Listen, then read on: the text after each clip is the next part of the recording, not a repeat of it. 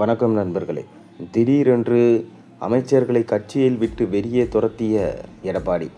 நடந்து முடிந்த சட்டசபை தேர்தல் முன்பு எப்போதும் இல்லாத வகையில் கடும் போட்டியை கொடுத்திருக்கு. இதற்கு காரணம் விஜய் என்கின்ற புதிய வரவு தான். விஜய் தலைமையிலான தமிழக வெற்றி கழகம் இந்த தேர்தலில் கணிசமான வாக்குகளை பெறும் என கணிக்கப்பட்டாலும் யாருடைய வாக்குகளை, அதாவது திமுக அதிமுக ஆகிய இரண்டு கட்சிகளில் யாருடைய வாக்குகளை விஜய் பிரிக்கிறார் என்பதை பொறுத்தே அடுத்து யார் ஆட்சி அமைக்கப் போகிறார் என்பதை உறுதி செய்ய முடியும்.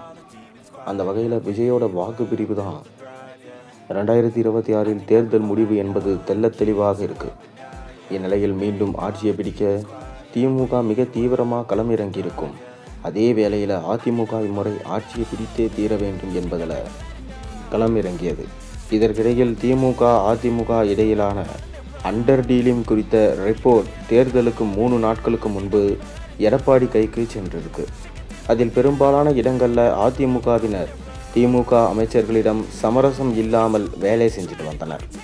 ஆனால் 1-2 இடங்களில் திமுக அமைச்சருடன் கள்ளத்தொடர்பு ஏற்படுத்தி கொண்ட அதிமுக மாவட்ட செயலாளர்கள் திமுக அமைச்சர் வெற்றி பெறுவதற்காக மறைமுகமான வேலை செய்த தகவல் எடப்பாடி பழனிசாமிக்கு ரிப்போர்ட்டாக சென்றிருக்கு.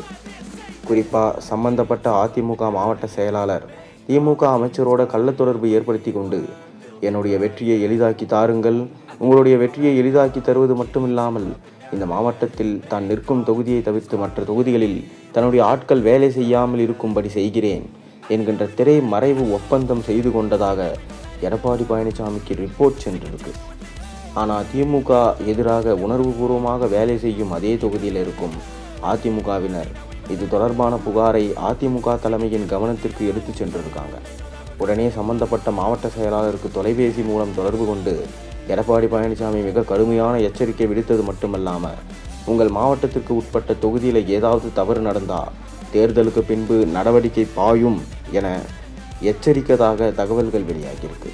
இந்நிலையில் இதுபோன்று திமுக அமைச்சர்களோடு கள்ளத்தொடர்பில் இருக்கும் அதிமுக மாவட்ட செயலாளர்கள் மீது ஜெயலலிதா பாணியில தண்டனை கொடுக்க வேண்டும் என்பதே அந்த சம்பந்தப்பட்ட மாவட்டத்தில் இருக்கும் அதிமுகவினரின் கோரிக்கையாக இருக்குது. அதாவது ஜெயலலிதா இருக்கும் வரை திமுகவினர் உடன் கள்ளத்தொடர்பில் அதிமுக மாவட்ட செயலாளர் இருப்பது கண்டுபிடிக்கப்பட்டால் உடனே அவர்களை கட்சியிலிருந்து நீக்கிவிடுவார், அவர்களின் பதவியையும் பறித்து விடுவார். அதே போன்ற ஒரு விஷயத்தை தான் எடப்பாடி பழனிசாமியும் தற்போது கையில் எடுத்திருக்கார். அந்த முக்கியமான அதிமுக மாவட்ட செயலாளர்கள் மீது நடவடிக்கை எடுக்க தற்போது எடப்பாடி ஆயத்தமாய் இறங்கிட்டார்.